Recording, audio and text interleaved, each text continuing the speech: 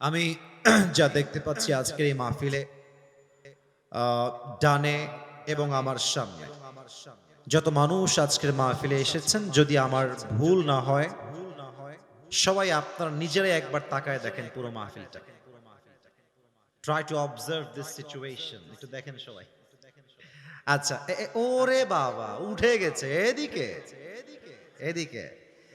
যতজন আজকের এই মাহফিলে এসেছেন অ্যাজ এ অডিয়েন্স, শ্রোতা হিসেবে, আমার বিশ্বাস যত শ্রোতা এসেছে তার 90 ভাগেরও বেশি কলিজার টুকরা যুবক ভাইয়ের আজকের মাহফিলে এসেছে। ইসলামের বিজয় যে সুনিশ্চিত, এটার ভিক্টরি যে কনফার্ম, এটাকে রুখে দেওয়ার সাধ্য যে কারো নাই। আজকে গাজীপুরের মাটিতে যুবকদের উপস্থিতি এটাই প্রমাণ করছে। যুবক ভাইরা, আল্লাহ প্রত্যেকটা যুবককে নেক হায়াত দান করুক, পড়েন সবাই আমিন।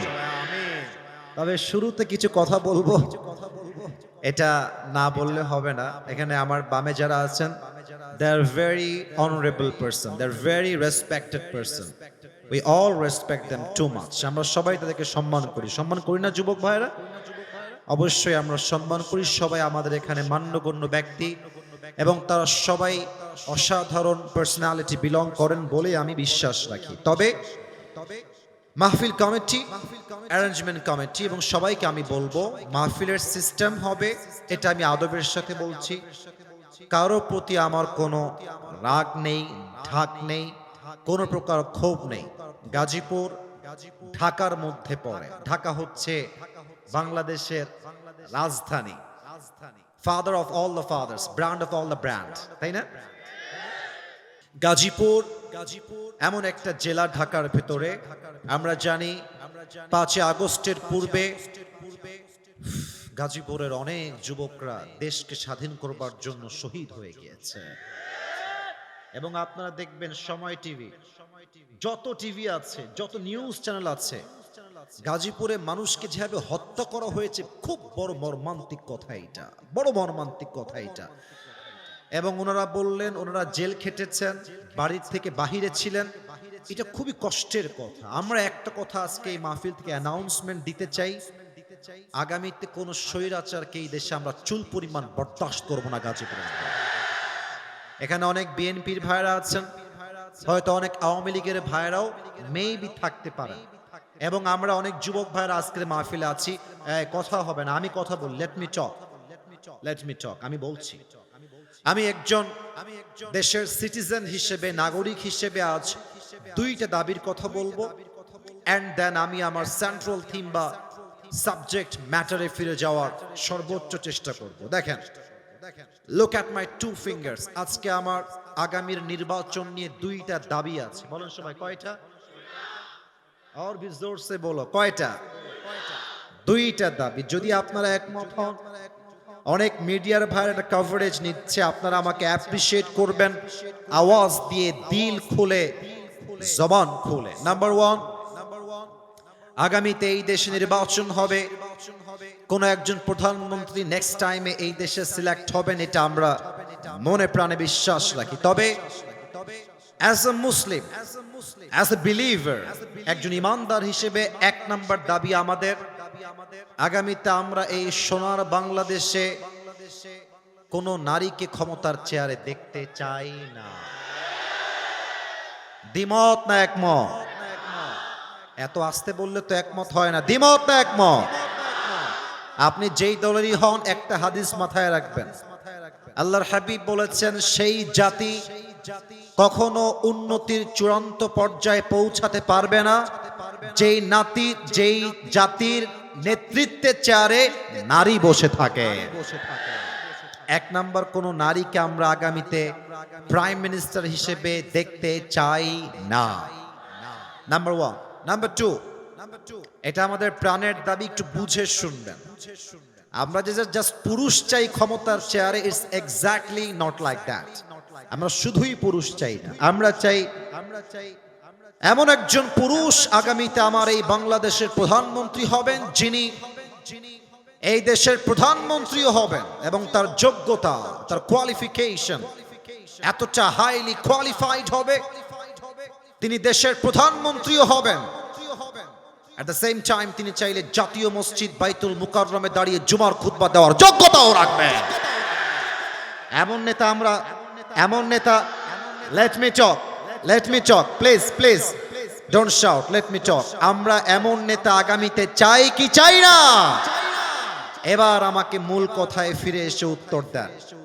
যদি এই দেশের প্রধানমন্ত্রী হয় জাতীয় মসজিদ বাইতুল মুকাররমের খতিব হওয়ার যোগ্য, আগামীতে বাংলাদেশের সুদ হার থাকবে? এই গাজীপুরের ভাইয়েরা জোরে বলেন, গাজীপুরের ভাইয়েরা সুদ থাকবে, ঘুষ থাকবে, চাঁদাবাজি থাকবে, টেন্ডারবাজি থাকবে, ডাকাতি থাকবে, ধর্ষণ থাকবে, পুরো দেশটাই সোনার বাংলাদেশ হয়ে যাবে। এখন আর কোনো ভয় নাই। আগে আমরা হক কথা বললে বলতো যে জামাতিও বলতো, রাজাকারও বলতো, জঙ্গিবাদ বলতো, মৌলবাদ বলতো। ও একটা কথা মনে পড়ে গেল, আপনারা সবাই শহীদ আল্লামা দেলোয়ার হোসেন সাইদি হুজুরের নাম শুনেছেন না? আল্লাহু আকবার। আল্লাহ ওনাকে জান্নাতের উঁচু মাকাম নসিব করে পড়েন সবাই।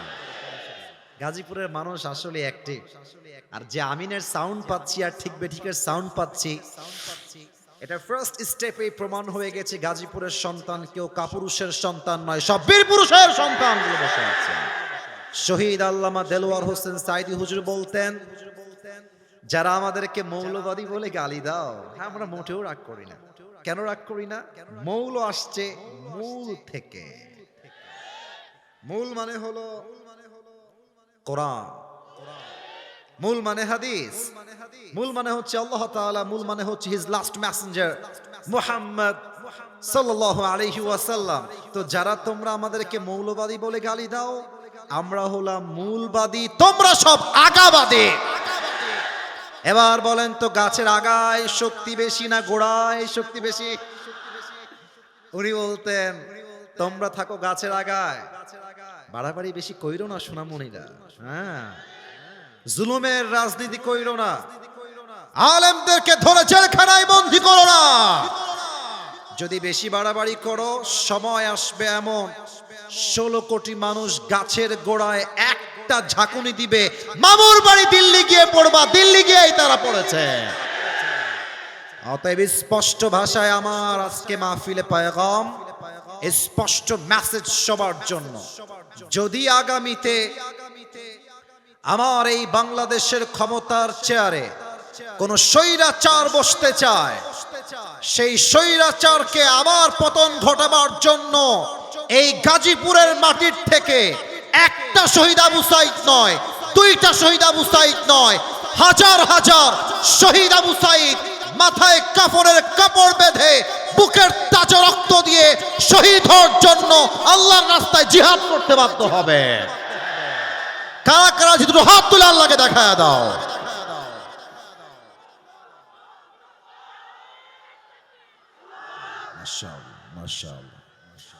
আল্লাহ এই স্লোগানকে কবুল করুক, মাশাআল্লাহ। সকলে পড়া আমিন। আপনাদের বউ আছে, কার কার একটু হাত তুলুন, বউ আছে?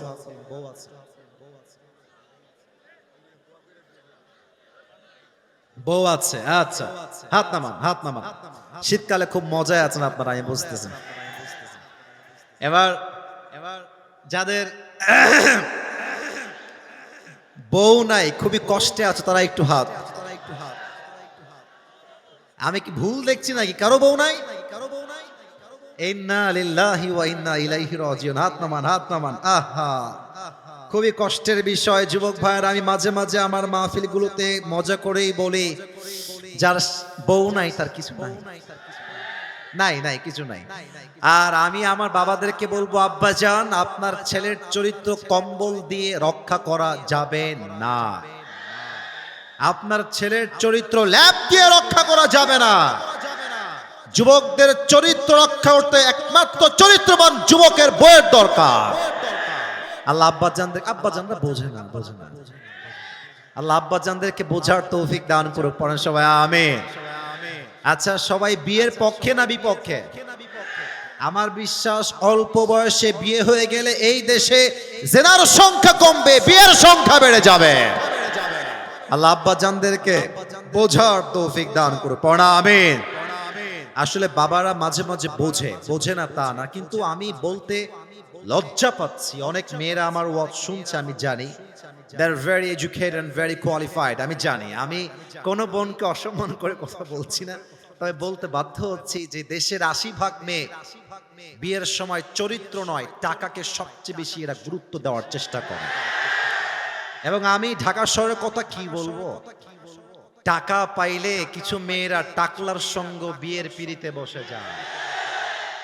তাদের কাছে চরিত্র কোনো ম্যাটার করে না। ঢাকার গুলশানে ফ্ল্যাট থাকলে কিছু মেয়েরা টাকলার সঙ্গে বিয়ে করতে এক মুহূর্ত দেরি করে না যুবক ভাই। সেই মেয়েদেরকে বিনয়ের সাথে বলবো, আমার প্রিয় বোন, টাকা পাবেন, ঢাকার গুলশানে ফ্ল্যাটও পাবেন, গাড়িও পাবেন, তবে আপনার বয়স মাত্র 19। 70 বছরের বুইড়ার সঙ্গে আপনি আপনার মনের শান্তি কখনোই খুঁজে পাবেন না। আল্লাহ প্রিয় বোনদেরকে সঠিক বুঝ দান করুক। পড়েন সবাই আমিন। 3টা তাকবীর দিবেন, তাকবীর শেষ হবে। 2টা আয়াতের তাফসীর করব খুবই অল্প সময়ে। ফজরের নামাজটা আমাদের সবাইকে জামাতে পড়তে হবে, অল্প সময় ওয়াজ হবে, but that will be very constructive. এই যে ডানের ভাইরা আওয়াজ করা, জানি আমি জায়গা নাই, আমি বুঝতেছি জায়গা নাই। মিডিয়ার ভাইদেরকে ধাক্কা ধাক্কি করো না, একটু চুপ করে দাঁড়িয়ে থাকো, ঠিক আছে? বিবাহিত ভাইরা দিবেন প্রথম তাকবীর, সিঙ্গেল ভাইরা দিবেন সেকেন্ড তাকবীর, ঠিক আছে? I would like to test everyone who is more powerful. কার শক্তি কত বেশি আমি আজকে একটু চেক করতে চাই। বিবাহিত ভাইরা আপনারা আমার সম্মান বাঁচাবেন। বিবাহিত ভাইরা একটু কাশি দেওয়ার চেষ্টা করেন, হাসবেন না, তাকবীর দিবেন গলা ফাটায় দিয়ে একেবারে। বিবাহিত ভাইরা তাকবীর দেন, নারায়ে তাকবীর।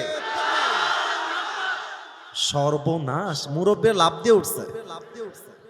আচ্ছা, এবার ইট ওয়াজ অ্যামেজিংলি অ্যাপ্রিশিয়েটেড। ভালো ছিল, খারাপ না, খুব ভালো সুন্দর সাউন্ড ছিল। এবার সিঙ্গেলদের পড়া, তোমরা কি হেরে যাবা? তোমরা কি পরাজিত হয়ে যাবা? সিঙ্গেলরা কাশি দাও। আর স্যার যারা আপনারা আছেন, স্যার আর উপর রাগ ঠাক না রেখে নাম্বারটা আপনারা দিবেন। আমি জানতে চাই আসলে কে জিততেছে। Single people, it's time for you. Single ভাইরা তাকবীর দেন আমার সাথে, নারায়ে তাকবীর। বিবাহিত ভাইরা মাফ করে দিবেন। হলো না, মানে জিততে গিয়েও আবার আপনারা হেরে গেলেন। যাই হোক, জো হো Gaya, past is past, present is everything. এবার আমরা সবাই মিলে একটা তাকবীর দিব। তাকবীরের আওয়াজের ঠেলায় আমি স্টেজ ভেঙে নিচে পড়ে যাব, ঠিক আছে? আপনারা সবাই মিলে একটা কাশি দেন। গাজীপুরের সন্তান যে আমরা, বিড়ালের বাচ্চা নই, সব সিংহের বাচ্চা, এটা তাকবীর দিয়ে প্রমাণ করতে হবে। রাজি আছেন তো ইনশাআল্লাহ? নারায়ে তাকবীর। আল কোরআনের আলো, আল হাদিসের আলো, কোরআন হাদিস যেখানে, আলেম ওলামা যেখানে, গাজীপুরবাসী যেখানে, আল্লাহ রাব্বুল আলামিন সকলের স্লোগানকে তার সন্তুষ্টির ওয়াসিলা হিসেবে কবুল এবং মঞ্জুর করুক। পড়েন সবাই আমিন। আমার প্রিয় গাজীপুরের ভাইরা, আজ আমরা যেই সূরার থেকে তাফসীর পেশ করব, আমি সেই সূরায় যাওয়ার চেষ্টা করছি। তবে সবাইকে একটা কথা বলবো, কেউ যদি আমার দোয়ার আগে যদি কোনো একজনও উঠে যায়, তার লুঙ্গি টান দিয়ে ধরে বসায়। তবে খেয়াল রাখবেন লুঙ্গি যেন পুরোটা খুলে না যায়, ঠিক আছে? জাস্ট টান দিয়ে বসায় দিবেন, কারণ পুরো বছরে একদিন এসেছি, আবার কবে দেখা হবে জানি না। আজকের মাহফিলে এসেছি, দোয়া না করে কেউ বাসায় আমরা ফিরবো না, ঠিক কি না? আমি শুরু করছি আল্লাহর নামে, আল্লাহর কোরআন থেকে তাফসীর। আজ যে সূরার থেকে আমরা তাফসীর পেশ করব, সূরাটার নাম হচ্ছে সূরাতু আলাম নাশরাহ। আমার প্রিয় গাজীপুরের ভাইরা সবাই বলেন সূরাতু আলাম নাশরাহ। আওয়াজগুলো জোরে চাই, কারো আওয়াজ যেন কমে না যায়। সূরাতু আলাম নাশরাহ থেকে আজকে আমরা তাফসীর পেশ করার সর্বোচ্চ ট্রাই করব অল্প সময়ের ভেতরে। এই সূরাটা আছে 30 নাম্বার পারা। বলেন সবাই কত নাম্বার পারা? 30 নাম্বার পারা। এই সূরার আয়াত সংখ্যা হচ্ছে এই যে কই যায় এই নীল মিডিয়ার, আচ্ছা ঠিক আছে সাইডে যাও, খবরদার কেউ যেন আমি উঠতে না দেখি। This is the last warning for everyone, কেউ উঠে যাবেন না, সবাইকে আমি অবজার্ভ করার ট্রাই করছি। এই সূরার আয়াত সংখ্যা হচ্ছে মোট 8টা। গাজীপুরের ভাইরা মোট কয়টা? 8টা। তবে আজ আমরা 8টা আয়াতের ব্যাখ্যায় যাব না, আমরা জাস্ট 2টা আয়াতের ব্যাখ্যা শুনবো। জোরে সোরে বলেন সবাই কয়টা আয়াত? আউযু বিল্লাহি মিনাশ শাইতানির রাজীম, বিসমিল্লাহির রহমানির রহিম। فإن مع العسر يسرا إن مع العسر يسرا Indeed and verily with every hardship there is ease. এই আয়াতের তরজমা হচ্ছে প্রত্যেকটা কষ্টের সাথেই স্বস্তির দেখা, স্বস্তির সন্ধান। বলেন তো গাজীপুরের ভাইরা আছে না নাই? আপনি যদি আমার কথাগুলো আজকে এখান থেকে শোনেন, এখান থেকে কথা বুঝে আসবে না, এখান থেকে শুনতে হবে, কারণ প্রত্যেকটা পয়েন্ট খুবই ডিপ। যদি আপনি দিল দিয়ে না শুনেন, ইহা সে শুনোগে ইহা সে নিকাল জায়েগা। এজন্য কান দিয়ে নয়, যতটুকু শুনবেন দিল দিয়ে শুনবেন। রাজি আছেন তো সবাই ইনশাআল্লাহ? তাহলে আমি সবার থেকে তরজমাটা মুখস্থ শুনতে চাই। আমি বলবো প্রথম ধাপ, আপনারা বলবেন সেকেন্ড ধাপ। কষ্টের সাথেই আছে, এই জোরে কোন বামে সাউন্ড নাই, ডানে পারফেক্ট সাউন্ড, মাশাআল্লাহ। কষ্টের সাথেই আছে স্বস্তি বা সুখ। এটা হচ্ছে সূরাতু আলাম নাশরাহ এর 5 এবং 6 নম্বর আয়াত। এই 2টা আয়াতের আমি আজ তাফসীর থেকে 4টা ব্যাখ্যা দিব। Look at my 4 fingers. সবাই বলেন কয়টা ব্যাখ্যা? 4টা। 4টা ব্যাখ্যা শেষ হবে, 2টা ঘটনা বলবো, দোয়া হবে, and then we will go back to our home. বলেন সবাই ইনশাআল্লাহ। আসুন আমরা ব্যাখ্যায় ফিরে যাই। আমি দেখতে পাচ্ছি এখানে অনেক মাদ্রাসার ছাত্র ভাইরাও আছেন। এটা খুবই আমার জন্য সৌভাগ্যের বিষয় যে আপনারা মাহফিলে অংশগ্রহণ করেছেন। আমি কথা বলতে ভেরি কমফোর্টেবল ফিল করব, বিকজ আপনারা আমার কথা আরো ভালো বুঝবেন। যুবক ভাইয়ারও অবশ্যই বুঝবেন। খেয়াল করেন, আল্লাহ তাআলা বলছেন ফাইন্না মাআল উসরি ইউসরা, ইন্না মাআল উসরি ইউসরা। এখানে তরজমা হচ্ছে কষ্টের সাথেই আছে স্বস্তি। খুব খেয়াল করেন, এখানে উসর তথা কষ্ট এটা আসছে আগে, ইউসর তথা স্বস্তি এটা আসছে পরে। তাহলে কষ্ট এসেছে আগে, স্বস্তি এসেছে পরে। তবে আপনি যদি এই আয়াতের দিকে আরবিক যেই গ্রামারের নিয়ম আছে, রুল আছে, সেই দিক থেকে তাকান, তবে এখানে স্বস্তি এসেছে আগে, কষ্ট এসেছে পরে। তাহলে যদি আপনি পড়তে যান তেলাওয়াত হিসেবে ফাইন্না মাআল উসরি ইউসরা, এখানে স্বস্তি আসছে পরে, কষ্ট আসছে আগে। বাট আরবি নিয়ম অনুযায়ী এখানে স্বস্তি আসছে আগে, কষ্ট আসছে পরে। এখন বলবেন হুজুর এই গ্রামারটা বলার উদ্দেশ্য আপনার কি ছিল? এটা আমার উদ্দেশ্য না, এটা আল্লাহর উদ্দেশ্য। আল্লাহ গ্রামার অনুযায়ী স্বস্তিকে আগে রেখে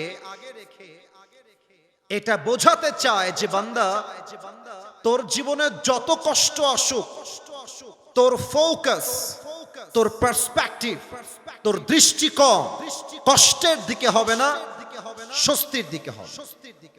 কষ্টের দিকে নয়, স্বস্তির দিকে। এবার আমাকে উত্তর দিলেই তাফসীরটা আরো ভালো বুঝে আসবে। যেই মাস চলছে, মাসটার নাম হচ্ছে কি মাস? এই যে আস্তে কয় রে বাবা, কি মাস? 2000 কয় সাল? 25 সাল। আমাকে উত্তর দিবেন সবাই, কেউ যেন বাদ না যায়। এই জানুয়ারি মাসে আপনি কয়দিন না খেয়েছিলেন? একদিনও না, তাই না? আচ্ছা, যদি বলি এই জানুয়ারি মাসে আপনি কয়দিন অসুস্থ ছিলেন? বলবেন দুই একজন হয়তো একদিন দুই দিন অসুস্থ ছিলাম, এর মানে আপনি যদি পুরো জীবনটাকে একটু অবজার্ভ করেন, দেখবেন যে আপনার জীবনে কষ্টের সংখ্যা কম, স্বস্তির সংখ্যা বেশি। ঠিক কিনা বলে?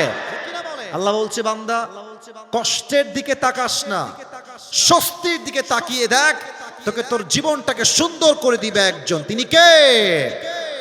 এখন চলছে শীতকাল। সেই দিন আমার প্রোগ্রাম ছিল বগুড়া। নাম শুনছেন না আপনারা? বগুড়া একটা উন্নত জেলা। তো আমি প্রোগ্রামে গেলাম, আল্লাহ তাআলার যেটা ফয়সালা আর কি, গাড়িটা নষ্ট হয়ে গেছে। আমার গাড়িও নষ্ট, যে গাড়ি ভাড়া করে নিয়ে আসছি ওই গাড়িও নষ্ট, দুইটাই নষ্ট রাস্তার মাঝে। রাত বাজে 2টা, কনকনে শীতে আমি থরথর করে কাঁপছি। বিশ্বাস করেন, আমি যতই বড় হুজুর হই আর যত বড়ই ফেমাস মানুষ হই না কেন, ডিপ্রেশন, চিন্তা প্রত্যেকটা মানুষের ন্যাচার, প্রত্যেকটা মানুষের দুশ্চিন্তা মাঝে মাঝে একটু হলেও হয়। কথা ঠিক আছে আমার? বিশ্বাস করেন, আমি গাড়িতে বসে বসে ভাবছি, ইসরে এত কনকনে শীত, আমার কত কষ্ট হচ্ছে। আল্লাহ, তুমি আমাকে এত কষ্ট কেন দিচ্ছ? আমি তোমার দিনের কাজ করছি, এটা মাথায় চিন্তা করছি। সিএনজি এলো, সিএনজিতে ব্যাগ উঠালাম, যাচ্ছি অন্য আর একটা গাড়ি নেওয়ার জন্য। তো আমাকে যখন বগুড়ার রেল স্টেশন দিয়ে ক্রস করানো হলো, চিন্তা চেঞ্জ হয়ে গেল। আমি দেখলাম আমি শীতে কাঁপছি, আমার ভেতরে 2টা গেঞ্জি, উপরে জ্যাকেট, তার উপরে শাল বা চাদর পরে আছে। আমার স্টেশনে সাডেনলি চোখ পড়ল স্টেশনের দিকে। এই রিসেন্টলি মাত্র 20-25 দিন আগের কথা বলছি। আমি দেখলাম স্টেশনে পিচ্চিরা শুয়ে আছে, বাচ্চা, গায়ে জামা নাই, কোন মতে ছেঁড়া বস্তা দিয়ে মুড়ি দিয়ে আছে। মুরব্বীরা শুয়ে আছে, বৃদ্ধা মা শুয়ে আছে, খেতা আছে, ল্যাপ নাই, কম্বল নাই। আমি বুঝলাম, ফাইন্না মাআল উসরি ইউসরা, বান্দা যা আছে তাই দেখ, যা নাই তাই দেখিস না। ঢাকার গুলশানে যখন যাবেন, BMW, Mercedes, range rover, Rolle's Royals, C-HR, কত ব্র্যান্ডের গাড়ি নেবেন, সব আছে গুলশানে। দেখলে মনে হবে, ইস, আমি গাজীপুরের ছেলে, আমার তো একটা সাইকেলও নাই। ভাইরে, অনেক কিছু থাকলেই সুখী হওয়া যায় না, সুখী হওয়ার জন্য আল্লাহ রহমতের প্রয়োজন হয়। আপনাকে একটা অবাক করার তথ্য দিব, কিন্তু মিডিয়া আছে, বলতে লজ্জা পাচ্ছিলাম, ভেবেছি বলবো না, তবে বলবো, আপত্তি নাই বলতে। শুনলে আপনারা হয়তো অনেকে মাইন্ডে নেবেন, বাট আপনাকে বুঝতে হবে যা বলছি আমি বাস্তব বলছি। ঢাকার গুলশানে স্বামীর বউ যে হয় অন্য পুরুষের ভাবি, স্বামী তার বউকে অন্য পুরুষের সঙ্গে শোয়ার জন্য দিয়ে দেয়। আপনি দেখেন নিউজে, ইন্টারভিউ দেখেন, আপনি বলবেন, হুজুর আপনি এই পয়েন্ট এটা কেন উল্লেখ করলেন?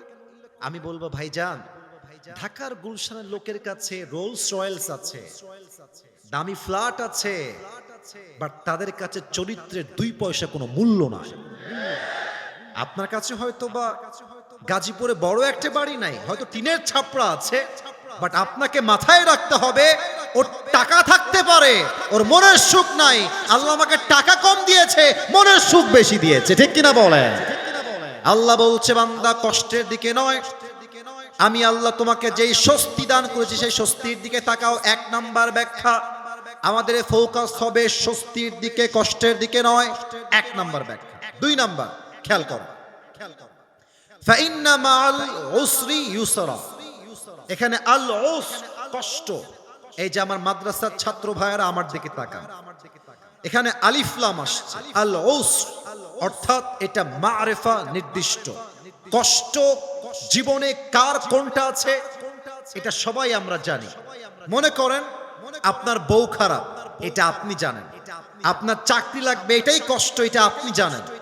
আর স্বস্তি কোথায় আসবে এটা আমরা কেউ জানি না, এটার খবর রাখে একজন, তিনি কে? এবার আপনাকে আমি দুনিয়ার এক্সাম্পল দিয়ে তাফসীরটা বোঝাবার ট্রাই করি। ঢাকার বসুন্ধরার নাম শুনছেন তো নাকি? আপনারা শুনবেন না কেন? আপনারা তো ওখানে যাওয়া মানুষ, সবাই তো সচক্ষে দেখেছেন। আমি যে কথাটা বলবো সেটা হচ্ছে এইরকম, মাঝে মাঝে রাস্তায় হাঁটলে দেখবা অনেক মেয়েরা এমন বাজে পোশাক পরে বের হয়, দেখলে মনে হয় ঢাকা শহরের মেয়েদেরকে যে কিয়ামত বেশি দিন আর বাকি নাই যুবক ভাইরা। এত বাজে পোশাক পরে মনে হয় রাস্তায় কোন উলঙ্গ মেয়ে হেঁটে বেড়াচ্ছে গাজীপুরের ভাইরা। তো এত নষ্টা মেয়ের ভিড়ে দেখছো মাশাআল্লাহ হঠাৎ করে যে এক বোরকাওয়ালি, হাতেও মোজা পায়েও মোজা, यार ये तो अभी के अभी जन्नत से भाग के दुनिया में आई है। সোনামণি উপরে ফিটফাট, মাঝে মাঝে ভিতরে সদরঘাট হয়। এখন তুমি ভাবছো যে আল্লাহ জীবনে একটাই কষ্ট, বউ নাই, এটা আমি জানি, কিন্তু আমি ভাবছি যে আমার স্বস্তি হচ্ছে এই বেড়ি আমার বউ হইলে আমার আর কোনো কষ্ট থাকবে না, এটা আমি চিন্তা করছি। বাট মাথায় রাখবেন, অনেক মেয়েকে দেখে মনে হবে রাজরানী, বিয়ের পরের দিন দেখবেন রাজরানী নয় কাল নাগিনী বিয়ে করে আপনি বাসায় নিয়ে আসছেন। অতএব আল্লাহ বলছে বান্দা, কষ্ট কোন বিষয়ে তোর আছে তুই জানিস, বাট স্বস্তি কোন বিষয়ে আসবে এটা তুই জানিস না, এটা জানে একজন। আওয়াজ দিয়ে বলেন সবাই, তিনি কে? আর একটা এক্সাম্পল খুব খেয়াল করবেন, যুবকদের শখের বাইকের নাম হচ্ছে R15 ভার্সন 4 ইন্দোনেশিয়ান ভার্সন। হ্যাঁ, আচ্ছা দেখেন, গাজীপুরের ছেলে দেখেছি খুব ভাবসাব, সানগ্লাস পরে একটা R15 বাইক নিয়ে, বাপ রে বাপ, ওর বাপের রোড, এইটা হ্যাভি টান দেয়। তো এটা বড় কষ্টের বিষয় যে আজকালকার মেয়েদের কাছে এই টাউট বাটপাট টিকটকার আর গাঞ্জাখোর পছন্দ হয়, দিনদার পছন্দ হয় না যুবক ভাইরা। এখন যুবক, এই যে যুবকগুলো আমার সোনামুনিরা দাঁড়িয়ে আছে এখানে, ওরা ভাবছে ইস রে, এই মালটা পাইলে আমার জীবন সফল হয়ে যাবে, খালি R15 লাগবে, এইটা পাইলে আমি সফল। আমি আমার কথা বলছি, আমার যে ড্রাইভার ছিলেন তার ভাতিজা এই গত মাসে, এই ডিসেম্বর মাসে বাপকে বলেছে, আব্বা তুমি যদি আমাকে R15 কিনে না দাও আমি আত্মহত্যা করে মরে যাব। আস্তাগফিরুল্লাহ, নাউজুবিল্লাহ। তো বাবা তো বাবাই হয়, বাবার মতো আপন আসলে পৃথিবীতে কেউ হয় না। আব্বা বলেছে ঠিক আছে, তোর মরতে হবে না, তোকে আমি আমার সবকিছু দিয়ে দিব R15, সমস্যা নাই। রিসেন্ট 1 মাসও হয় নাই, R15 কিনে দিয়েছে। ভোরবেলা সকালবেলা রাস্তা ফাঁকা ছিল, আবেগ কাজ করেছে, বিবেক কাজ করে নাই। গাড়ি তুলেছে 120-এ 30-এ, তো ঠাস করে রাস্তা দিয়ে একটা গাড়ি চলে আসছে মাঝখানের সামনে দিয়ে, আর এটাকে কন্ট্রোল করতে পারে নাই, সোজা গিয়ে খাম্বার সঙ্গে মেরে দিয়েছে। জায়গায় স্পট ডেথ, জায়গায় শেষ।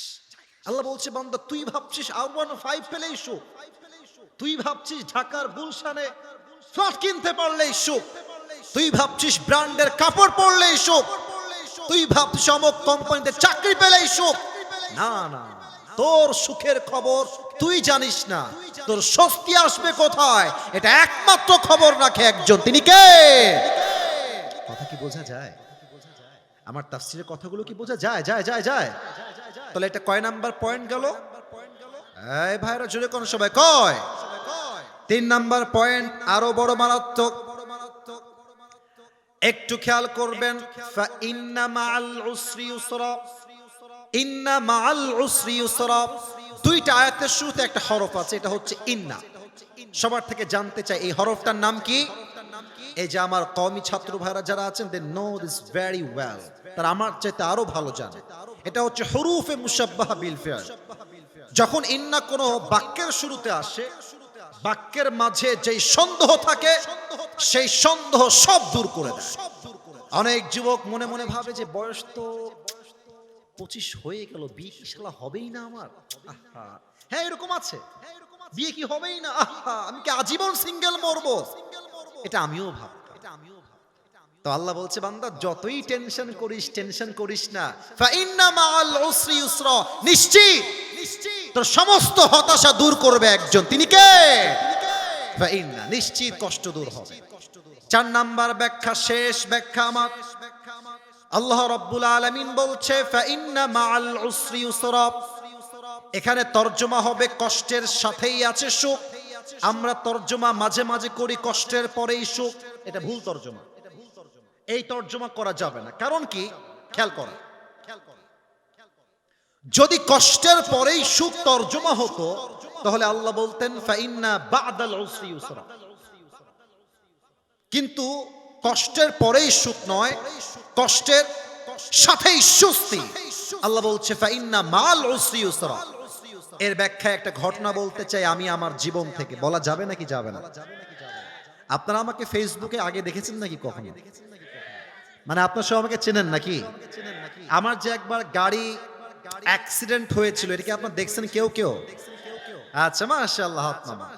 এটা 2024 সালের জানুয়ারি মাসের কথা। আমার প্রোগ্রাম ছিল, এটা আমি বানায়ও বলছি না, টাইম পাস করার জন্য বলছি না, আমি জাস্ট বোঝাবো কষ্ট আছে যেখানে স্বস্তিও আছে। আরে ডায়লগটা দেন না, কষ্ট আছে যেখানে স্বস্তি আছে। আমি প্রোগ্রাম করে কুমিল্লার দিকে আসছি, চাঁদপুরে আমার প্রোগ্রাম ছিল।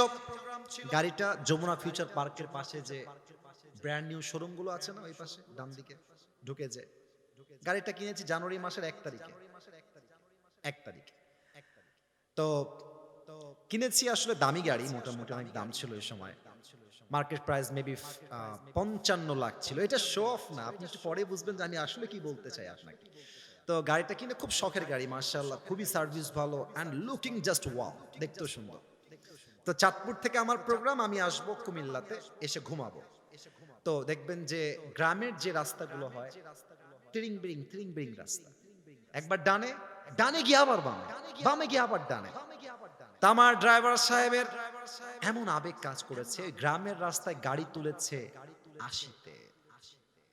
তো আবেগের জন্য কি হয়েছে, রাস্তা ভেজা, বৃষ্টি হয়েছে। তো দেখেন, look at my right hand, ডান হাত দেখেন, গাড়ি যাচ্ছে এমনে সোজা। বোঝা যায়? ও ভাই কতক্ষণ বোঝা যায়? সোজা যাচ্ছে গাড়ি, তো রাইটে টার্ন নেওয়া লাগবে, অর্থাৎ ডান দিকে যাওয়া লাগবে। গাড়ি কিন্তু আছে 80-তে, আর রাস্তা পুরোটা ভিজা আর কাদা।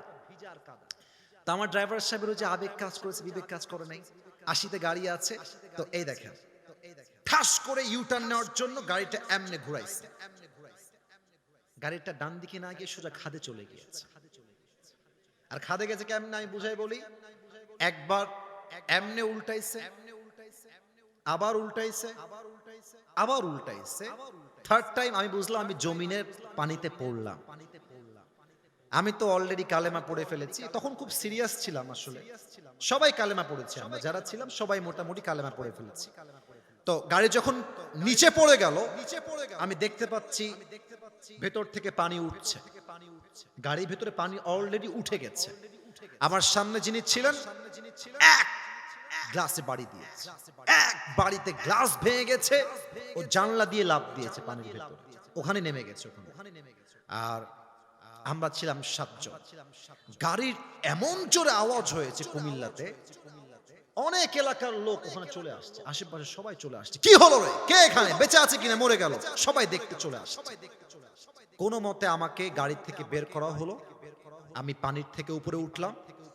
যখন উপরে উঠেছি, গাড়ির দিকে আমি তাকায় দেখলাম যে মাশাআল্লাহ, আমার গাড়ির সামনের দিকে গ্লাস ভেঙে গেছে, ডান দিকে আমার জানালা নাই, নিচে আমার সিট নাই, উপরে আমার ছাদ নাই, গাড়িই নাই। তো মনটা এত খারাপ লাগলো, ইস রে, কেবল ব্র্যান্ড নিউ গাড়িটা কিনলাম শোরুম থেকে, 7 দিন হলো না, এত কষ্টের টাকা জমিয়ে কিনলাম, শেষ হয়ে গেল। কষ্ট, স্বস্তি কোথায়? এক জায়গায় স্বস্তি আছে যে ইস রে, আরে গাড়ি গেছে যাক না, যেখানে আমার বাঁচার কথা নয়, এখানে আমার চুল পরিমাণ কোনো আঘাত আমার গায়ে লাগে না। আল্লাহকে বললাম, আল্লাহ গাড়ি যাক, আমি তো বেঁচে আছি, আমার ঠ্যাং তো ভাঙে নাই, আমার হাত তো ভাঙে নাই, এটাই কথা। বেঁচে থাকলে একদিন এই সব গাড়ি নয়, একদিন BMW কিনতে পারবো, ঠিক কিনা বলে? আল্লাহ বলছে, বান্দা কষ্টের পরে সুখ নয়, কষ্ট আছে যেখানে স্বস্তি আছে সেখানে। আচ্ছা, একজন মা যখন গর্ভবতী হয়, পেটের ভেতরে একটা যন্ত্রণা, বলেন তো গাজীপুরের ভাইরা আছে না নাই? কি যে কষ্ট হয় মায়ের, একমাত্র মাই জানে। বাট মায়ের মাথায় একটা চিন্তা স্বস্তির থাকে যে যত কষ্টই আমার হোক, আমি তো মা ডাকটা শুনবো, আমার সন্তান যখন আমাকে মা ডাক দিবে, সমস্ত কষ্ট আমি এক মুহূর্তেই ভুলে যাব, ঠিক কিনা বলে? আল্লাহ বলছে, বান্দা কষ্টের পরে সুখ নয়, কষ্টের সাথেই রয়েছে স্বস্তি। তবে এই বার্তা সেই মানুষ বুঝবে যার মাঝে আছে 2টা গুণ। সবাই দুই হাত তোলেন, এই যে দুই আঙ্গুল, সবাই আমাকে দেখাবেন। কষ্টের সাথেই আছে স্বস্তি। এটা আমল করতে কয়টা গুণ লাগবে? আপনাদের সকলের শোনার মন আছে তো ইনশাআল্লাহ? হাত নামান, সবাই একটা তাকবীর দেন। নারায়ে তাকবীর। 12টা বেজে গেছে, অলরেডি ওয়াজ 1 ঘন্টা হয়ে গেছে। আরো 10 থেকে 15 মিনিট সময় আমাকে দেওয়া যাবে না ইনশাআল্লাহ? ইনশাআল্লাহ আওয়াজ তো বলছে না, বলেন সবাই ইনশাআল্লাহ। 1 নাম্বার গুণের নাম হচ্ছে ধৈর্য। বলেন সবাই 1 নাম্বার গুণের নাম কি? ধৈর্য। আমি একটা কথা সবাইকে জিজ্ঞেস করতে চাই, যদি আমার ভুল হয় আপনারা আমাকে ধরিয়ে দিবেন। সাররাবাদ, আমি আমার জায়গা থেকে বলছি, আমার সামনে যতগুলো যুবক এখানে এসেছে, এটা আমার আন্তরিকতার বিশ্বাস, এখানে 90% বেশি যুবক ভাইরা আমরা সবাই মধ্যবিত্ত পরিবারের সন্তান এই মাহফিলে এসেছে। আমি আমার একটা ওয়াজে বলেছিলাম যে মধ্যবিত্ত পরিবারের সন্তান মানেই হচ্ছে এক একটা ব্র্যান্ড। কেন ব্র্যান্ড? সাইকেল দিবেন আমাদেরকে, চলবে। বাইক দিবেন, চলবে। কার দিবেন, চলবে। বলবেন যে কার দিব না, বাইক দিব না, হেঁটে হেঁটে এসো, তাও আমার চলবে, কারণ আমি মধ্যবিত্ত পরিবারের সন্তান, ঠিক কি না? আপনি আমাকে ভাত দিবেন, ডাউল দিবেন, তাও আমার চলবে। আপনি আমাকে ভাত দিবেন, আলু ভর্তা দিবেন, তাও আমার চলবে। আপনি আমাকে ভাত দিবেন, গোস্ত দিবেন, তাও আমার চলবে। আপনি আমাকে 1 প্লেট ভাত দিবেন, আর কিছুই দিবেন না, 1 গ্লাস পানি দিবেন, 1টা মরিচ দিবেন, আমার পান্তা ভাত হলেও চলবে। আপনি বালিশ দিবেন, ঘুমাবো, বালিশ দিবেন না, তাও ঘুমাবো। খাট দিবেন, ঘুমাবো, খাট দিবেন না, তাও ঘুমাবো। কারণ হলো আমি বড় ঘরের খেয়ে পড়ে বড় হওয়া ব্রয়লার মুরগি না। আমি মধ্যবিত্ত পরিবারের সন্তান। আমি যেমন আরাম করতে পারি, তেমন আমি মাথার ঘাম পায়ে ফেলে কঠোর পরিশ্রম করতে পারি, ঠিক কিনা বলেন? আল্লাহ বলছে কি দেখেন, ইন্নামা ইউওয়াফাস সাবিরুনা আজরাহুম বিগাইরি হিসাব। কিয়ামতের দিন মানুষের মাঝে 2টা দল হবে, ফারিকুম ফিল জান্নাহ ওয়া ফারিকুম ফিস সাঈর। One group will enter in the paradise and another group will enter in the hellfire. এক দল যাবে জান্নাতে, আরেক দল যাবে জাহান্নামে। জান্নাতের কাতার হবে ডান দিকে। গাজীপুরের ভাইরা, জান্নাতের কাতার কি বাম দিকে না ডান দিকে? আল্লাহ বলবে, এই আব্দুর রহমান বের হও, এই আব্দুল্লাহ বের হও, এই আব্দুর রহিম গেট আউট, বের হও, এই কাতার থেকে বাহিরে আসো। আল্লাহ কেন বের হও? আমরা কি জান্নাত পাবো না? আল্লাহ বলবে, বান্দা জান্নাত তো পাবা, তবে একটা বিশেষ অফার আছে তোমার জন্য। কেন, কি অফার? আল্লাহ বলবে, আজকে আমি আল্লাহ তোমাকে বিনা হিসাবে জান্নাত দান। আল্লাহ বিনা হিসাব কেন? আমি কি এমন আমল করেছি আল্লাহ? আল্লাহ বলে, বান্দা ওই যে তুমি দুনিয়ার বুকে গরিব ঘরের ছেলে ছিলে, মধ্যবিত্ত পরিবারের ছেলে ছিলে, এত কষ্ট তোমার হৃদয়ে চাপা ছিল, বাট কেউ যখন তোমাকে বলতো ভাই তুমি কেমন আছো, তুমি সব ভুলে বলতা ভাই আলহামদুলিল্লাহ, আল্লাহ অনেক ভালো রেখেছে, তুমি ধৈর্যশীল ছিলা। ইন্নামা ইউওয়াফাস সাবিরুনা আজরাহুম বিগাইরি হিসাব। Those who observe patient, they will be given their reward without measure. আল্লাহ বলছে ধৈর্যশীল বান্দাকে আমি আল্লাহ তাআলা বিনা হিসাবে জান্নাত দিব। সুবহানাল্লাহ। কিছু প্রশ্ন করছি, দেখা যাক আপনারা উত্তর করতে পারেন কিনা। বলেন তো আমার গাজীপুরের ভাইরা, নবীজির একমাত্র কলিজার টুকরা মেয়ে, যার দ্বারা নবীজির বংশ বিস্তার হয়েছে, তার স্বামীর নাম হচ্ছে আলী, তার সন্তানের নাম হচ্ছে হাসান এবং হুসাইন রাদিয়াল্লাহু তাআলা আনহুমা। সে নারীর নাম কি ছিল? এত আস্তে বলবেন, এটা এক্সপেক্ট করি নাই। বলেন সবাই, নাম কি ছিল? রাদিয়াল্লাহু তাআলা আনহা। এই একটা ঘটনা বলবো, আমি যেন কোনো চোখ ডান বাম দেখতে না পাই। লুক অ্যাট মাই ফেস, আমার চেহারার দিকে তাকায় থাকেন। একদিন ফাতেমা রাদিয়াল্লাহু তাআলা আনহার ঘরে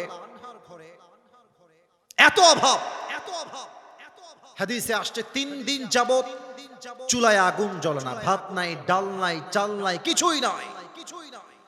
ফাতেমা রাদিয়াল্লাহু তাআলা আনহা ডাক দিয়ে বলছে, আলী, অভাব তো বড্ড চরম পর্যায়ে পৌঁছে গিয়েছে, খাবার দাবার ডাল ভাত কিছুই নাই বাসার ভেতরে, কি করা যায়, আমাকে পরামর্শ দাও। আলী বলছে তুমি এক কাজ করো, নবীর কাছে যাও, গিয়ে বলো ইয়া রাসূলুল্লাহ আ'তিনি শাইআন, গিভ আস সাম ফুড, কিছু খাবার দেন, আমরা বড় ক্ষুধার্ত 3 দিন যাব। যাও বাবার কাছে যাও। দেখেন স্বামী যা বলে বউ তা শুনতে বাধ্য। শুনতে হবে যদি ইসলামী শরিয়াহ অনুযায়ী হয়। বাংলাদেশে সবচাইতে ডিভোর্সের সংখ্যা ঢাকা শহরে বেশি। কারণ কি জানেন, আমি এটা বলে দিই এই সিক্রেটটা, ঢাকা শহরের মেয়েদের ডিমান্ড একটু বেশি, চাই আরো চাই আরো চাই। এক ছেলে মাইন্ড করবে না, আমার কাছে আসছে যুবক ছেলে, ভেরি ইয়াং ম্যান, বলছে হুজুর আমি আমার বউকে তালাক দিয়ে দিই, বউর সঙ্গে আমি থাকবো না। বুঝে গেছে ওর মাথা খুব গরম। কি হয়েছে, কি সমস্যা? বলছে যে হুজুর আমার বউয়ের চাহিদার কোনো শেষ নাই, খালি চাই, একটা এনে দেই আর একটা চাই, ওইটা দেই আর একটা চাই। প্রিয় ভাইরা, বিয়ে হচ্ছে দিল্লি কা লাড্ডু, খাওগে তো ভি পছতাওগে, नहीं খাওগে তো ভি পছতাওগে। তা আমার মনে হয় যে না খাওয়ার চাইতে খেয়ে পস্তানো 1000 গুণ বেশি ভালো যুবক ভাইরা, তাই না? তো আমি বললাম ভাই কেন, কি সমস্যা, আর কি কি বলে বলেন তো দেখি। তো বলছে হুজুর সেদিন আমার কাছে এসেছে, বলছে জান তুমি কি জানো আমার অমুক বান্ধবীর জামাই থেকে আইফোন 16 প্রো ম্যাক্স দিয়েছে। এর মানে কি, মেয়েটা বহুত বোঝাতে চাচ্ছে যে ওর জামাই তোকে দিয়েছে, তুমি আমাকে কবে দিবা। মেয়েদের এই ডিমান্ডের জন্য হাজার হাজার স্বামী ঢাকা শহরে হারাম ইনকাম করতে বাধ্য হয় গাজীপুরের ভাড়া, ঠিক কি না? ফাতেমার দিকে তাকা, ফাতেমা নবীর কাছে আসছে, এসেই দরজায় নক দিয়েছে। নবীজির স্বভাব, নবী নিজে আসতেন, গেট খুলতেন, ফাতেমাকে নিজেই ঘরে নিয়ে আসতেন। নবীজি গেট খুলেই ফাতেমার চেহারা দেখেই বুঝে গেছেন ফাতেমা ইজ ডিপ্রেসড, সে হতাশ, কোন একটা সমস্যায় সে পড়ে গেছে। নবীজি মেয়ের হাত ধরলেন, চুপ করে ধরে বাসায় নিয়ে খাটের উপরে বসালেন, বললেন মা বলো তোমার কি হয়েছে। ফাতেমা মাথা নিচুর দিকে দিয়ে বলছে আব্বাজান আ'তিনি শাইআন, কিছু খাবার দেন, 3 দিন যাবত বড্ড ক্ষুধার্ত আমি। নবীজি বুঝে গেছেন আমার মেয়ে ক্ষুধার্ত, ধৈর্যের পরীক্ষা নাও। বলছে আচ্ছা মা টেনশন নাই, খাবার দিব, নট আ বিগ ডিল, তবে তোমাকে আমি 2টা অপশন দিব, তুমি কোনটা চুজ করবা, that decision is totally yours, সিদ্ধান্ত তোমার মা। 2টা অপশন শোনো, এক তোমাকে আমি 5টা বকরি দিব, আর এক হলো তোমাকে আমি 5টা দোয়া শিখাই দিব, which option you want to select, তুমি কোনটা নিতে চাও। ফাতেমা বুঝে গেছে আমার আব্বাজান আমাকে ধৈর্যের পরীক্ষা নিচ্ছেন। বলছে আব্বাজান 5টা বকরির দরকার নাই, 5টা দোয়া শিখাই দিলে আমি ফাতেমা খুশি মনে বাসায় ফিরে যাব। নবীজি বলছেন এই তো আমার মেয়ে ধৈর্যের পরীক্ষায় পাস করেছে, সুবহানাল্লাহ। আল্লাহর হাবিব দোয়া শেখালেন, আমি আপনাদের সবাইকে শেখাতে চাই। আমি জানি এটা মুখস্থ হবে না, অনেক মিডিয়ার ভাইরা আজকে এসেছে, কাউকে আমি চিনিও না, আপলোড দিয়ে দিবে কালকে, মুখস্থ করে নেবেন। সবাই পড়েন আমার সাথে গাজীপুরের সাউন্ড, ইয়া আউয়ালাল আউয়ালিন। আপনারা খুবই সুন্দর সাউন্ডে কথা বলেন, মাশাআল্লাহ। ভাইরা আপনারাও বলবেন ইয়া আউয়ালাল আউয়ালিন, ইয়া আখিরাল আখিরিন, ইয়া যাল কুওয়াতিল মাতিন, ইয়া রাহিমাল মাসাকিন, ইয়া আরহামার রাহিমিন। শেষ শব্দের দোয়া অনেক সহজ, সো আমি সবার থেকে লাউডলি শুনতে চাই, ইয়া আরহামার রাহিমিন। যাও ফাতেমা, গিয়ে এই আমলটা করার চেষ্টা করো। ফাতেমা বাসায় ফিরে আসছে, তো আলী গেটের কাছে দাঁড়িয়ে আছে যে ফাতেমা আসবে, হাতে কিছু খাবার থাকবে, আমি নিব, ফাতেমাও খাবে, আমিও খাবো। আলী রাদিয়াল্লাহু তাআলা আনহু দূর থেকে দেখছেন ফাতেমা ফিরে আসছে, বাট হাতে ফাতেমা 2 হাতে কিছুই নাই, 2 হাত ফাঁকা। আলী বলছে ইয়া ফাতেমা আইনা তা'আম, ওয়্যার ইজ দ্য ফুড, খাবার কোথায়, তোমার হাত তো খালি। ফাতেমা বলছে আলী যাহাবতু লিদ দুনিয়া ওয়া জিতু বিল আখিরা, যাহাবতু লিদ দুনিয়া ওয়া জিতু বিল আখিরা, আমি আমার প্রিয় আব্বার কাছে নবীর কাছে দুনিয়া চাওয়ার জন্য গিয়েছিলাম, তবে আমার আব্বা যেন আমাকে দুনিয়া নয় 2 হাত ধরে আখিরাত দিয়ে ফেরত পাঠিয়ে দিয়েছে।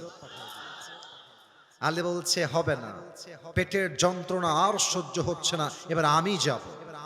ও আব্বা জানেরা, জামাই আসছে শ্বশুরের কাছে, it's a matter of Prestige, Prestige issue. জামাই এসছে, এসে বলছে আসসালামু আলাইকা ইয়া রাহমাতাল লিল আলামিন, হে নবী আপনাকে সালাম।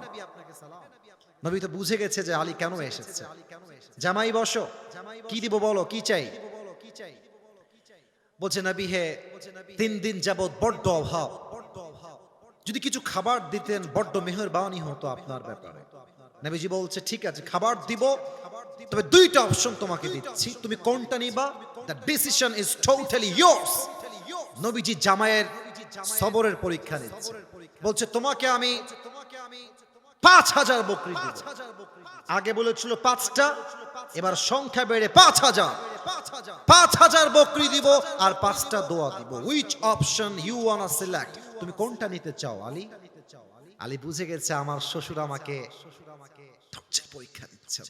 আলী বলছে নবী হে 5000 বকরি ইজ মাইনাস, আমাকে আপনি 5টা দোয়া শিখায় দেন। নবীজি আবার সেই 5টা দোয়া আলীকে শিখিয়ে দিলেন। আলী রাদিয়াল্লাহু তাআলা আনহু বাসায় ফিরে আসলেন। ফাতেমা এবং আলী রাদিয়াল্লাহু তাআলা আনহু 2 জন মিলে এই 5 শব্দের দোয়ার আমল করলেন। হাদিসে আসছে এই 5টা শব্দের দোয়ার আমলের বিনিময়ে আল্লাহ তাআলা তাদের সংসারের সমস্ত অভাবকে গায়েবী খাজানার থেকে দূর করে দিলেন। সুবহানাল্লাহ। অতএব অভাব পরিবারে আসবে, টাকা থাকবে না, ব্যবসা থাকবে না, চাকরি থাকবে না, কিছুই থাকবে না, বাট মাথায় রাখবেন কষ্টের সাথেই আছে স্বস্তি। ধৈর্যের সঙ্গে স্থির থাকেন, আপনার পথ খুলে দিবে একজন। আওয়াজ দিয়ে বলেন সবাই, তিনি কে? 1 নাম্বার হলো ধৈর্যশীল হওয়া জীবনের যে কোনো মুহূর্তে। 2 নাম্বার হচ্ছে আল্লাহর উপরে তাওয়াক্কুল। ওয়া মান ইয়াতাওয়াক্কাল আলাল্লাহি ফাহুয়া হাসবু। Whoever trusts in Allah subhanahu wa ta'ala, Allah is sufficient for him. যে ব্যক্তি আল্লাহর উপরে ভরসা করতে পারে, আল্লাহ বলছেন আমি একাই তার জন্য যথেষ্ট হয়ে যাই। সুবহানাল্লাহ। এটা আমার শেষ হাদিস বলছি, এটা বলেই দোয়া করব। তবে একটা প্রবাদ বাক্য আছে, শেষ ভালো যার। আরে ভাই কথা কোন? শেষ ভালো যার সব ভালো তার। এটা আমার শেষ হাদিস। আমাকে গিভ মি জাস্ট 5 মিনিটস, 5টা মিনিট সময় দেন। যদিও বা এটা দেওয়া লাগতো না, যদি আমি বসে না থাকতাম হয়তো 12টার আগেই ওয়াজ শেষ হয়ে যেত। স্যাররা কথা বলেছেন তাই 5 মিনিট সময় চাচ্ছি আপনাদের কাছে। বলেন তো নবীজির মোট স্ত্রী ছিল কয়জন? সবাই জানে, তাও কথা কয় না। কয়জন? সেকেন্ড প্রশ্ন, নবীর প্রথম স্ত্রীর নাম কি ছিল? খাদিজা রাদিয়াল্লাহু তাআলা আনহা। আমি এখন জাস্ট একটা হাদিস বলবো, হাদিসের একটা টাইটেল দিচ্ছি, খাদিজার সঙ্গে নবীজির বিয়ে কেমনে হয়েছিল। That is the title of this হাদিস। শোনেন, খাদিজা ছিলেন এমন একজন নারী যিনি আরবের সবচেয়ে ধনী এবং richest women in Arabic world. তার মতো ধনী মেয়ে আরব বিশ্বে দ্বিতীয় আর কেউ ছিল না। প্রথম স্বামীও মারা গেছে, দ্বিতীয় স্বামীও মারা গেছে, থার্ড হাজবেন্ড সেও মারা গেছে। খাদিজা একদিন রাতের আধারে ঘুমিয়ে থেকে স্বপ্ন দেখছে যে আকাশে একটা চাঁদ উঠেছে, চাঁদের আলোতে পুরো দুনিয়াটাই আলোকিত হয়ে গেছে। উনি চাঁদের দিকে তাকিয়ে অবাক, চাঁদের আলো এত বেশি হতে পারে। দেখছেন চাঁদটা তাকানোর সাথে সাথেই আকাশ থেকে খাদিজার বুকের দিকে চাঁদটা ভেঙ্গে ভেঙ্গে পড়ছে। স্বপ্ন দেখে ঠাস ঘুম থেকে উঠে গেছে। কি স্বপ্ন দেখলাম, এটা এর ব্যাখ্যা কি হবে? তার চাচা ছিলেন ওয়ারাকা বিন নাফেল, তিনি ছিলেন স্বপ্নের ব্যাখ্যাবিদ। তার কাছে গেলেন, বললেন যে চাচা আমি স্বপ্নে দেখলাম আকাশ থেকে চাঁদটা ভেঙে আমার বুকের দিকে পড়ছে, এই স্বপ্নের ব্যাখ্যা কি আমাকে এখনই বলেন। তার চাচা তাওরাত খুললেন, ইনজিল খুললেন, ব্যাখ্যা পড়ে জানলেন যে Khadija, it's a good news for you, it's a good news, তোমার জন্য এক বিশাল সুসংবাদ। কি সংবাদ? তার চাচা বলছে শেষ নবী এই জামানার তোমার স্বামী হিসেবে কবুল হতে চলেছে। সুবহানাল্লাহ। অপেক্ষা করো, সেই স্বপ্নের পুরুষ তোমার জীবনে একদিন আসবে। একদিনের ঘটনা, নবীজি ব্যবসার জন্য খাদিজার বাসায় আসলেন, এটা আমরা সবাই জানি। খাদিজা দূর থেকে দেখলেন এক যুবক এসেছে। তার চেহারা, তার মুখের চাপদাড়ি, তার ফিজিক্যাল অ্যাট্রাকশন, তার হ্যান্ডসামনেস, তার সৌন্দর্য, তার ব্যক্তিত্ব খাদিজা দেখেই বুঝে গেছে এটাই হবে শেষ নবী। সুবহানাল্লাহ পড়বেন না আপনারা সবাই? কিন্তু আমাদের যুবকদের লজ্জা শরম একটু কম, তাই আমরা প্রস্তাব চাইলে দিতে পারি, বাট মেয়ে মানুষের লজ্জা একটু বেশি, ওরা চাইলেই বিয়ের প্রস্তাবটা সহজে দিতে পারেন। তো খাদিজা প্রস্তাব দিবে কেমনে প্ল্যান করলেন, একটা ছোট্ট প্ল্যান। ওনার একজন দাসী ছিলেন, তাকে ডাকলেন, ডেকে বললেন এই নেন হাদিয়া, অনেক হাদিয়া, একটা কাজ করে দিবেন, এই যুবককে আমার পক্ষ থেকে বিয়ের প্রস্তাব দিবেন। তো মুরব্বীদের বুদ্ধি একটু বেশি হয়, মহিলার বয়স ভালো ছিল, সে বলল খাদিজা আজকে নয়, ব্যবসা করে ফিরে আসুক, নেক্সট টাইম প্রস্তাব দেওয়া যাবে। পরের কথা, এবার খাদিজার দাসী নবীর ঘরে আসছে। এই যুবক ভাইরা মন দাও, মাত্র 3 মিনিট বাকি আমার বলার জন্য, 3 মিনিটে শেষ করার ট্রাই করছি। নবীর ঘরে খাদিজার দাসী আসছে, এসে সালাম কালাম দিয়ে কথা বলছে, very normally conversation they are making. তো কি বলছে? বলছে আচ্ছা মুহাম্মদ, সবই বুঝলাম, তোমার কথাবার্তা সব ঠিকঠাক আছে, তো তোমাকে একটা প্রশ্ন করবো, রাগ করো না তুমি আমার প্রশ্নের জন্য। বলেন কি প্রশ্ন বলেন? বলছে আচ্ছা তোমার বয়স তো মাশাআল্লাহ, ইউ আর 25 ইয়ার্স ওল্ড, 25 বছর তোমার বয়স, তাগড়া যুবক তুমি, ব্যবসায়ও হাত দিয়ে ফেলেছো অলরেডি, তো তুমি বিয়ে করো না কেন? কি কারণটা কি আমাকে কিছু বলা যাবে? নবীজি যে উত্তর দিয়েছেন এটা হাজার হাজার যুবকদের মনের উত্তর। নবীজি বলছেন বিয়ে তো আমি করতে চাই, বাট আমার কাছে এইটা নাই, নাই, টাকা নাই। তো যার কাছে টাকা নাই তার কাছে মেয়ে বিয়ে দিবে কোথায়? কে দিবে?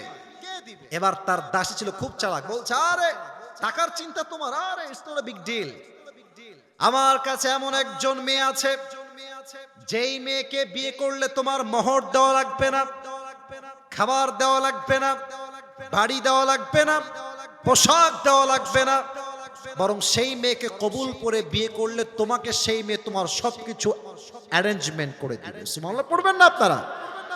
তো নবীজি রিঅ্যাকশন দেখেন, আমার চশমাটা একটু খুলি, নবীজি এমনি মানে was very shocked, you know, এমন মেয়ে কি আদৌ আছে?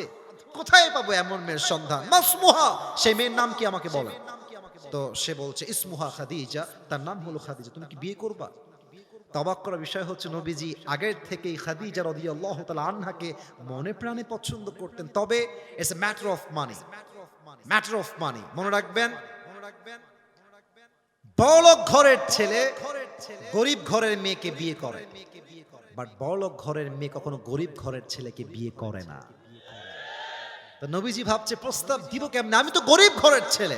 তো প্রস্তাব খাদিজার পক্ষ থেকে আগে আসছে। তো নবীজি বলছে আপনি যান, আমি কালকে আমার চাচা আবু তালেবকে নিয়ে বাসায় আসবো, ওখানে ফাইনাল ডিসিশন আমরা মেক করব। তো দাসী চলে আসছে, তারপরের দিন নবীজি চাচাকে নিয়ে গিয়েছেন খাদিজার বাসায়। তো আবু তালেব বলছে খাদিজা আপনি কি শিওর, আর ইউ 100% কনফার্ম যে আপনি তাকে বিয়ে করবেন, মুহাম্মদকে বিয়ে করবেন? বলছে ইয়েস, আই এম 100% কনফার্ম যে আমি তাকে স্বামী হিসেবে পেতে চাই। তো এবার আবু তালেব বলছে খাদিজা আমরা প্রস্তাবে রাজি আছি, তবে একটা কথা বলতে চাই, আমার ভাতিজার কাছে টাকা পয়সা কিছু নাই, বাড়ি গাড়ি কিছু নাই, তবে এতটুকু বলবো আমার ভাতিজার মতো আদর্শবান চরিত্রবান এই তল্লাটে দ্বিতীয় আর কেউ নাই যুবক ভাড়া, ঠিক কিনা বলে? খাদিজা বলছে আমার এইটাই দরকার, টাকার দরকার আমার নাই। মায়েরা বুঝে নিয়েন কথাটা, মায়েরা বোনেরা বুঝে নিয়েন কথাটা। খাদিজা বলছে আমার টাকা পয়সা লাগবে না, চরিত্র হলেই আমার চলবে। তো কি করা যায়, এখন বিয়ে হবে। এখন আবু তালেব বলছে খাদিজা আমরা আপনাকে কি মোহর দিব? মোহর তো আমাদের কাছে দেওয়ার মতো কিছু নাই, আমরা গরিব ঘরের ছেলে, তবে একটা মোহর দিব আপনাকে, 20টা উট মোহর হিসেবে দিব।